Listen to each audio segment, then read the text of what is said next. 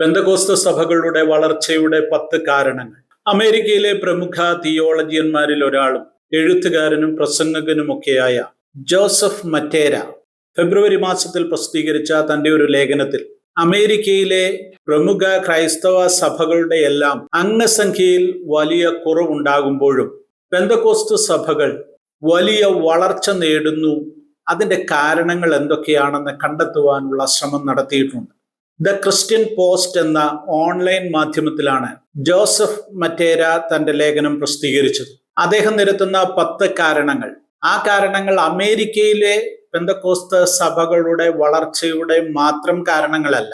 ലോകമെങ്ങും എല്ലാ ക്രൈസ്തവ സഭകളിലും അംഗസംഖ്യയിൽ കുറവുണ്ടാകുമ്പോഴും പെന്തക്കോസ്ത് സഭകളിൽ അഭൂതപൂർവമായ വളർച്ചയുണ്ടാകും. സമീപകാലത്ത് ലോകമെങ്ങു നിന്നുമുള്ള റിപ്പോർട്ടുകൾ അതാണ് സൂചിപ്പിക്കുന്നത്. എന്താണ് ഈ വളർച്ചയുടെ കാരണങ്ങൾ എന്ന് പരിശോധിക്കുമ്പോൾ ജോസഫ് മറ്റേര പറയുന്ന 10 കാരണങ്ങൾ നമുക്കൊന്ന് പരിശോധിക്കാം. ഒന്നാമത്തെ കാരണം, പുതിയ തലമുറ, യുവജനങ്ങൾ മതവിശ്വാസം തങ്ങളുടെ ജീവിതാനുഭവത്തിന്റെ ഭാഗമാകണമെന്ന് ആഗ്രഹിക്കുന്നു. പാരമ്പര്യ ക്രൈസ്തവ സഭകൾ കുറെ ചടങ്ങുകളിൽ അധിഷ്ഠിതമായാണ് തങ്ങളുടെ വിശ്വാസത്തെ നിലനിർത്തുവാൻ ശ്രമിക്കുന്നത്. പെന്തക്കോസ്ത് സഭകൾ അടിസ്ഥാനപ്പെട്ടിരിക്കുന്നത് തന്നെ ഓരോ വ്യക്തിക്കും ഉണ്ടാകുന്ന വ്യക്തിപരമായ ദൈവാനുഭവങ്ങളിലാണ്. ചിലപ്പോൾ അതൊരു രോഗസൗഖ്യത്തിലൂടെ ആയിരിക്കാം, മറ്റൊരു സമയത്ത് അതൊരു പ്രവചന ദൂതിലൂടെ ആയിരിക്കാം, അല്ലെങ്കിൽ ഒരു പ്രാർത്ഥനയ്ക്ക് ലഭിച്ച മറുപടിയിലൂടെ ആയിരിക്കാം. ഓരോരുത്തരുടെയും വ്യക്തിപരമായ ജീവിതത്തിൽ ദൈവത്തിന്റെ ഇടപെടൽ ഉണ്ടാകും. ആ ഇടപെടലിനെ തള്ളിക്കളയുവാൻ ആർക്കും സാധിക്കുകയില്ല. അങ്ങനെയുള്ള വ്യക്തിപരമായ അനുഭവങ്ങൾ പാരമ്പര്യ സഭകളിൽ കുറവായിരിക്കുമ്പോൾ പെന്തക്കോസ്ത് സഭകളിൽ ജനങ്ങൾക്ക്, വിശ്വാസികൾക്ക് വ്യക്തിപരമായ ദൈവാനുഭവങ്ങൾ ഉണ്ടാകുന്നു എന്നുള്ളത് ഈ സഭകളുടെ വളർച്ചയിൽ നിർണായകമായ ഒരു പങ്ക് വഹിക്കുന്നതായി ജോസഫ് മറ്റേര വെളിപ്പെടുത്തുന്നു. ചുരുക്കി പറഞ്ഞാൽ വിശ്വാസവും ദൈവവും പെന്തക്കോസ്ത് സഭകളിൽ ഒരു യാഥാർത്ഥ്യമായി വെളിപ്പെടുന്നു. അവരുടെ ദൈനംദിന ജീവിതത്തിൽ ആ ദൈവാനുഭവം ഉണ്ടാകുന്നു എന്നുള്ളത് അവരെ വിശ്വാസത്തിൽ നിലനിർത്തുന്നു, ശക്തമായ ക്രിസ്തീയ ജീവിതം നയിക്കുവാൻ അവരെ പ്രാപ്തരാക്കുന്നു. രണ്ടാമത്തെ കാരണം, വിറ്റ്നസിംഗ് അഥവാ സാക്ഷിയാകുക. അപ്പോസ്തല പ്രവൃത്തി 1-ാം അധ്യായം 8-ാം വാക്യത്തിൽ നാം ഇപ്രകാരം വായിക്കുന്നു: നിങ്ങൾ ശക്തി ലഭിച്ചിട്ട് യെരുശലേമിലും യഹൂദിയയിൽ എല്ലായിടവും ശമര്യയിലും ലോകത്തിന്റെ അറ്റത്തോളം എൻ്റെ സാക്ഷികളാകും. പെന്തക്കോസ്ത് വിശ്വാസത്തിന്റെ അടിത്തറ, അല്ലെങ്കിൽ അതിന്റെ വളർച്ചയുടെ അടിത്തറ, ഈ വാക്യത്തെ പ്രായോഗിക തലത്തിൽ നടപ്പിലാക്കി എന്നുള്ളതാണ്. ജോസഫ് മറ്റേര അത് വെളിപ്പെടുത്തുന്നു. പാരമ്പര്യ ക്രൈസ്തവ സഭകൾ സുവിശേഷീകരണത്തിന് പല സഭകളും പ്രാധാന്യം നൽകുന്നില്ല. എന്നാൽ പ്രാധാന്യം നൽകുന്ന, മിഷന് താല്പര്യമുള്ള സഭകൾ തന്നെ മിഷൻ അവരുടെ ഒരു ഡിപ്പാർട്ട്മെന്റായി നടത്തിക്കൊണ്ടുപോകുന്നു എന്നതിനപ്പുറം സാധാരണക്കാരായ വിശ്വാസികളെ മിഷന്റെ ഭാഗമാക്കുവാനോ സുവിശേഷീകരണത്തിന് പ്രാപ്തരാക്കുവാനോ ഉള്ള പദ്ധതികളില്ലാതെ പോകുന്നു എന്നുള്ളതാണ് പാരമ്പര്യ സഭകൾ നേരിടുന്ന ഏറ്റവും വലിയ പ്രതിസന്ധിക്ക് കാരണം. അതേസമയം പെന്തക്കോസ്ത് സഭകളിൽ ഓരോ വിശ്വാസിയും സുവിശേഷം അറിയിക്കുവാൻ നിർബന്ധിതനാണ്. പരിശുദ്ധാത്മാവിന്റെ നിറവോടുകൂടെ തനിക്ക് ലഭിക്കുന്ന ഏറ്റവും നല്ല സന്ദർഭത്തിൽ തൻ്റെ സ്നേഹിതരോടോ താൻ പരിചയപ്പെടുന്ന സർക്കിളിലോ യേശുക്രിസ്തുവിനെ പരിചയപ്പെടുത്തുവാൻ ഓരോരുത്തരും പരിശീലിക്കപ്പെടുന്നു. അപ്പോൾ ഒരു മിഷണറി ചെയ്യേണ്ട ദൗത്യം, അല്ലെങ്കിൽ ഒരു സുവിശേഷകൻ ചെയ്യേണ്ട ദൗത്യം ഓരോ വിശ്വാസിയും ഏറ്റെടുക്കുമ്പോൾ സഭയുടെ അംഗസംഖ്യയിൽ വളരെ പെട്ടെന്ന് അനേകം മടങ്ങ് വളർച്ചയുണ്ടാകും. ജോസഫ് മറ്റേര പറയുന്ന 3-ാമത്തെ കാരണം, ദൈവിക അത്ഭുതങ്ങളിലുള്ള വിശ്വാസം. ബൈബിൾ വെളിപ്പെടുത്തുന്ന ദൈവം, അല്ലെങ്കിൽ യേശുക്രിസ്തു ഇന്നും പ്രവർത്തിക്കുവാൻ ശക്തനാണ്. വ്യക്തിപരമായ ജീവിതത്തിൽ പ്രാർത്ഥന കേൾക്കുകയും ഇന്നും അത്ഭുതങ്ങൾ ചെയ്യുകയും ചെയ്യുമെന്നുള്ള പൂർണ്ണമായ വിശ്വാസത്തിൽ അധിഷ്ഠിതമായിട്ടാണ് പെന്തക്കോസ്ത് സഭകൾ മുന്നോട്ട് പോകുന്നത്. അത് പഠിപ്പിക്കുകയും പ്രാക്ടീസ് ചെയ്യുകയും ചെയ്യുന്നു. എന്നാൽ വ്യവസ്ഥാപിത ക്രൈസ്തവ സഭകളെ സംബന്ധിച്ചിടത്തോളം അത്ഭുതങ്ങൾ വേദപുസ്തകത്തിലെ വാക്യങ്ങളിൽ മാത്രമേ ഉള്ളൂ. അത് പ്രാക്ടീസ് ചെയ്യുവാൻ അവർ തയ്യാറാകുന്നില്ല. ദൈവം അത്ഭുതങ്ങൾ പ്രവർത്തിക്കുമെന്ന് അവർ പഠിപ്പിക്കുന്നില്ല. ഇനി പഠിപ്പിക്കുന്നവർ തന്നെ കത്തോലിക്ക സഭ പോലെയുള്ള പ്രസ്ഥാനങ്ങൾ അത്ഭുതങ്ങളെ നന്നായി മാർക്കറ്റ് ചെയ്യുന്നു, അതിലൂടെ പണം സമ്പാദിക്കുന്നു എന്നതിനപ്പുറം ഒരു വ്യക്തിയുടെ ജീവിതത്തിൽ പ്രാർത്ഥനയിലൂടെ ഉണ്ടാകുന്ന അത്ഭുതങ്ങൾക്ക് വലിയ പ്രാധാന്യം കൊടുക്കുന്നില്ല.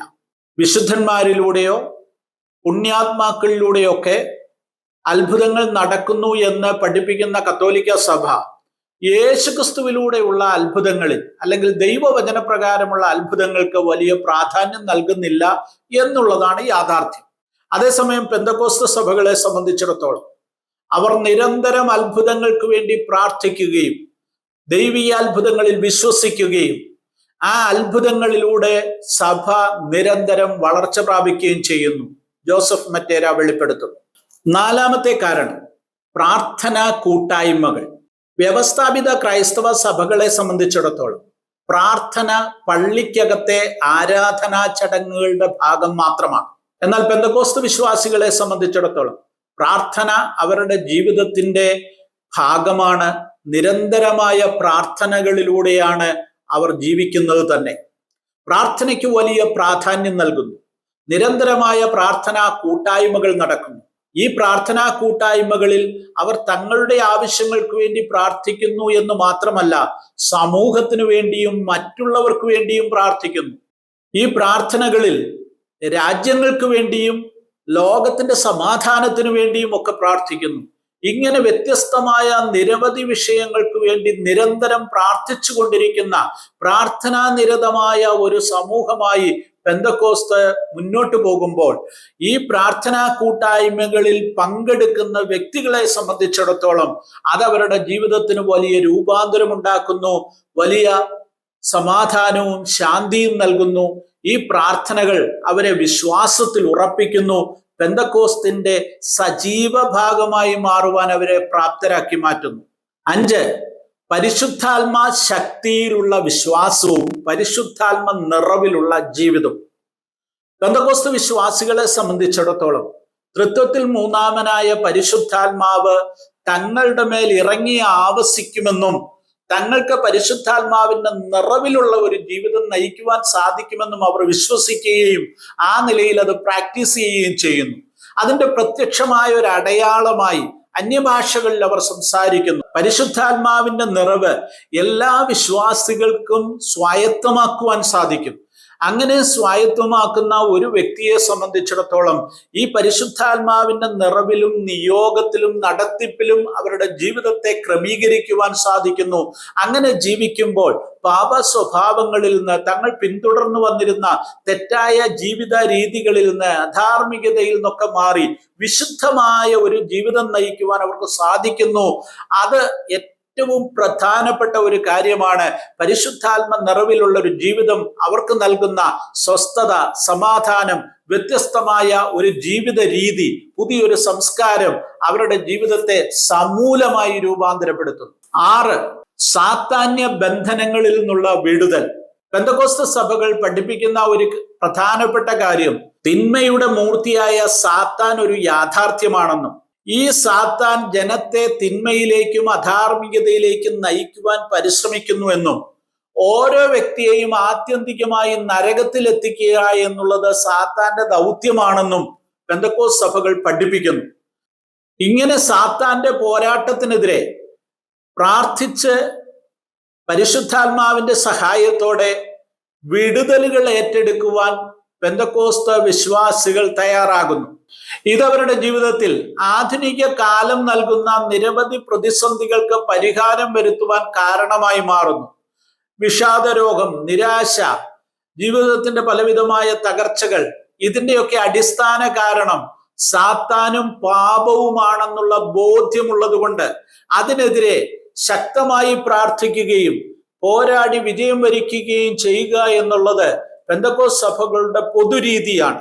ഇങ്ങനെ പ്രാർത്ഥനയിലൂടെ, പരിശുദ്ധാത്മാവിലൂടെ, ക്രിസ്തു സഹിതമായ ഒരു ജീവിതത്തിലൂടെ ലഭിക്കുന്ന സ്വാതന്ത്ര്യം അവരുടെ ജീവിതത്തിൽ ശത്രുവിന്റെ സകല പ്രലോഭനങ്ങളെയും അതിജീവിക്കുവാനുള്ള, ശത്രുവിന്റെ സകല പോരാട്ടങ്ങളിലും വിജയം വരിക്കുവാനുള്ള, ജയകരമായ ഒരു ക്രിസ്തീയ ജീവിതം നയിക്കുവാനുള്ള ബലവും ധൈര്യവും പ്രാപ്തിയും നൽകുന്നു എന്ന് അവർ വിശ്വസിക്കുകയും അത് പ്രാവർത്തികമാക്കുകയും ചെയ്യുന്നു. ഏഴാമത്തെ കാരണം ആരാധനയാണ്. പെന്തക്കോസ്ത് സഭകളുടെ വലിയ വളർച്ചയ്ക്ക് കാരണമായി തീരുന്ന ഒരു പ്രധാന കാരണമായി ജോസഫ് മറ്റേര വെളിപ്പെടുത്തുന്നത് പെന്തക്കോസ്ത് സഭകളുടെ ചലനാത്മകമായ ആരാധനയാണ്. പാരമ്പര്യ ക്രൈസ്തവ സഭകളിൽ ആരാധന ജനങ്ങൾ കാഴ്ചക്കാരായി നോക്കി നിൽക്കുക മാത്രമാണ് ചെയ്യുന്നത്. അതിൽ ജനത്തിന് വലിയ പങ്കാളിത്തമില്ല. വെറും ചടങ്ങുകളായി മാത്രം ആരാധനകൾ നടക്കുന്ന ഇടങ്ങളിൽ നിന്ന് മനസ്സും ശരീരവും ആത്മാവും ഒരുപോലെ ഇഴുകിച്ചേർന്ന് ആരാധിക്കുവാൻ സാധിക്കുന്ന വ്യത്യസ്തമായ ഒരു ആരാധനയിലേക്കാണ് പെന്തക്കോസ്തിലേക്ക് എത്തിച്ചേരുന്ന ആളുകൾ എത്തിപ്പെടുന്നത്. മാത്രവുമല്ല, ആരാധനകളിലെ സ്തുതികൾ എഴുതി വായിക്കുന്ന വെറും ജൽപ്പനങ്ങളല്ല, ഹൃദയത്തിന്റെ അന്തർഭാഗത്തു നിന്നുള്ള നന്ദി കൊണ്ട് നിറഞ്ഞ് അത് അധരങ്ങളിലൂടെ പുറത്തേക്ക് വരുന്ന സ്തുതികളായി മാറുമ്പോൾ അത് വ്യത്യസ്തമായ ഒരു അനുഭൂതിയും അനുഗ്രഹവുമായി മാറ്റപ്പെടുന്നു എന്നുള്ളതാണ് യാഥാർത്ഥ്യം. ഈ ആരാധനകളിൽ അന്യഭാഷ പറഞ്ഞും ശരീരം ചലിപ്പിച്ചും ചിലപ്പോൾ കണ്ണീരോടെയും നിലവിളിയോടെയും ഒക്കെ ഇതിലകത്ത് പൂർണ്ണമായും ലയിച്ചു ചേരുന്ന അനുഭവം വിശ്വാസിക്ക് നൽകുന്ന ആത്മീയ അനുഭൂതി അനിർവചനീയമാണ്. പുറത്തുനിന്ന് നോക്കുന്നവരെ സംബന്ധിച്ചിടത്തോളം ഇത് വലിയ ശബ്ദകോലാഹലവും അരോചകവുമായി തോന്നാമെങ്കിലും പെന്തക്കോസ്തിന്റേക്ക് ഏറ്റവും കൂടുതൽ ആളുകളെ ആകർഷിക്കുന്നതും അതിൽ പിടിച്ചു നിർത്തുന്നതുമായ ഒരു ഘടകം ഈ ചലനാത്മകമായ ആരാധനയാണ്. എട്ടാമത്തെ കാരണമായി ജോസഫ് മറ്റേര വെളിപ്പെടുത്തുന്നത് പെന്തക്കോസ്ത് സഭകൾ ദരിദ്രരോട് കരുണ കാണിക്കുന്നു എന്നുള്ളതാണ്. പെന്തക്കോസ്ത് സഭകൾ മറ്റ് ക്രൈസ്തവ സമൂഹങ്ങളെക്കാൾ ദരിദ്ര ജനവിഭാഗങ്ങളെ ഉൾക്കൊള്ളുന്നു എന്നുള്ളതാണ് ഏറ്റവും പ്രധാനപ്പെട്ട ഒരു കാര്യം. ജീവിതത്തിൽ പാർശ്വവൽക്കരിക്കപ്പെട്ടവരും സമൂഹത്തിൽ നിന്ന് അവഗണിക്കപ്പെട്ടവരും തള്ളപ്പെട്ടവരുമൊക്കെയായ ആളുകൾ പെന്തക്കോസ്ത് സഭയിലേക്ക് വരുമ്പോൾ അവർക്ക് വലിയ അംഗീകാരം ലഭിക്കുന്നു. അവരുടെ സാമൂഹ്യ അന്തരീക്ഷത്തിന് മാറ്റമുണ്ടാകുന്നു. അവരുടെ ജീവിതത്തെ തന്നെ രൂപാന്തരപ്പെടുത്തുന്നു. അവരുടെ സാമൂഹ്യ നിലവാരത്തിൽ ഉയർച്ചയുണ്ടാകുന്നു. ഇത് ധാരാളം ആളുകളെ പെന്തക്കോസ്തിലേക്ക് ആകർഷിക്കുന്നു എന്നുള്ളതൊരു യാഥാർത്ഥ്യമാണ്. പെന്തക്കോസ്തിലേക്ക് എത്തിച്ചേരുന്ന ജീവിതത്തിൽ ഏറ്റവും അവഗണിക്കപ്പെട്ട, ദാരിദ്ര്യം അനുഭവിക്കുന്ന ജനങ്ങളുടെ സാമൂഹ്യ ഉന്നമനത്തിന് വേണ്ടി സഭ നിരന്തരം പ്രാർത്ഥിക്കുകയും അവരെ സഹായിക്കാവുന്ന എല്ലാ മേഖലകളിലും അവർക്ക് കൈത്താങ്ങൽ നൽകുകയും ചെയ്യുന്നു എന്നുള്ളത് പെന്തക്കോസ്ത് സഭകളുടെ ഒരു പ്രത്യേകതയാണ്.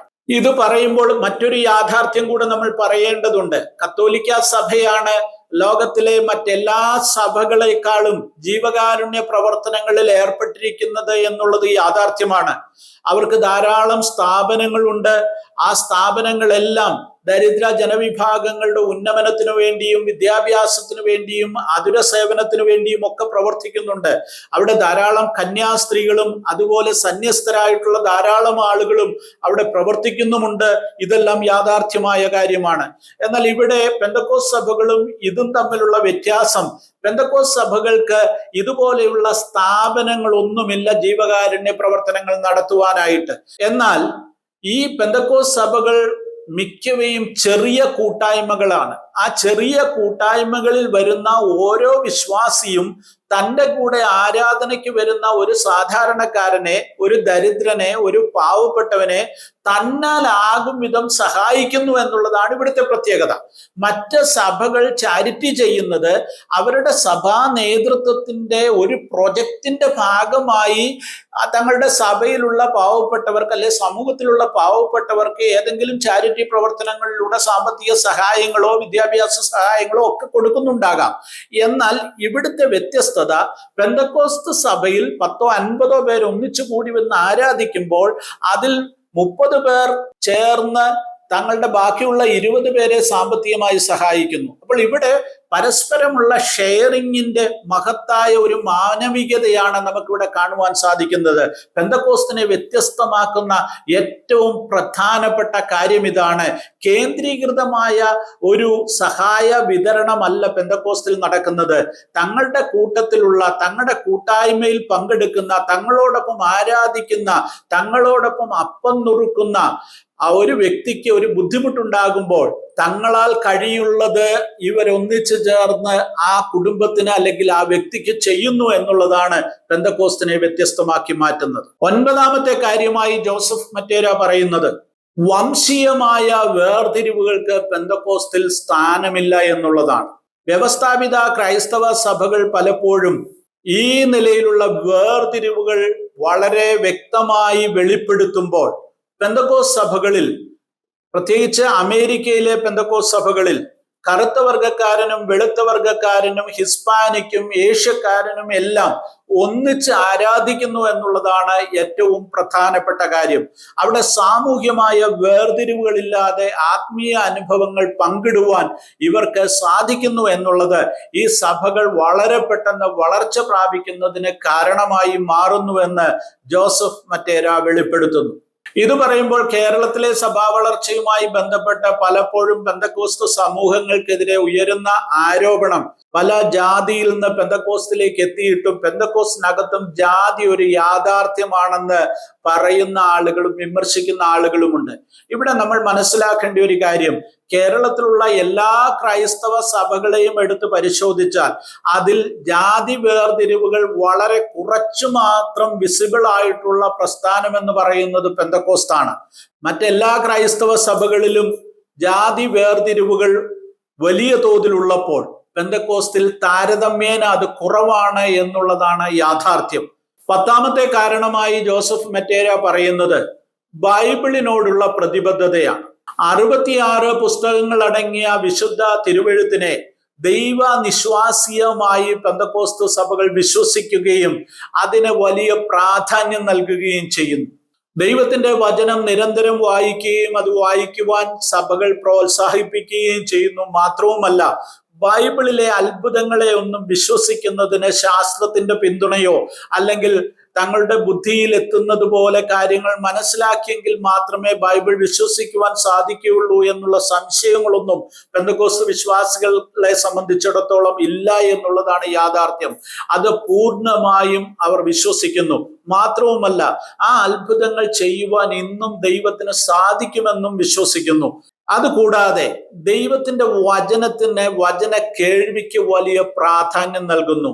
ദൈവവചനം നിരന്തരം കേൾക്കുകയും ആ ദൈവവചനം തങ്ങളോടുള്ള വ്യക്തിപരമായ ദൈവത്തിന്റെ ദൂതാണെന്ന് ഏറ്റെടുക്കുവാനുള്ള ഒരു മനോഭാവവും പെന്തക്കോസ്ത് സഭാവിശ്വാസികളുടെ ഒരു പ്രത്യേകതയാണ്.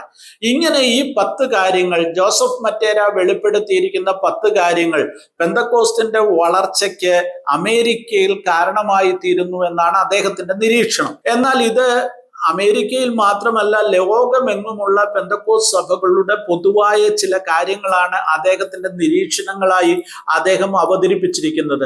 സൂക്ഷ്മമായി നിരീക്ഷിച്ചാൽ മറ്റു പല കാര്യങ്ങളും നമുക്ക് കണ്ടെത്തുവാൻ സാധിക്കും.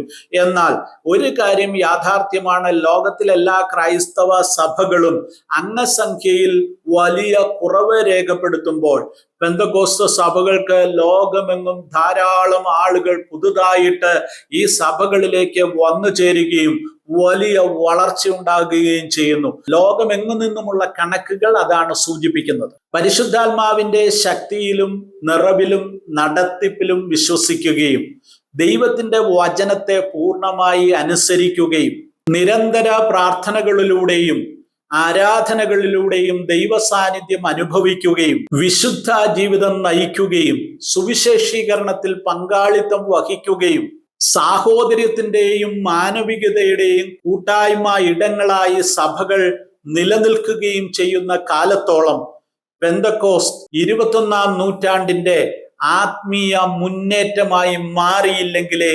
അത്ഭുതപ്പെടേണ്ടതുള്ളൂ.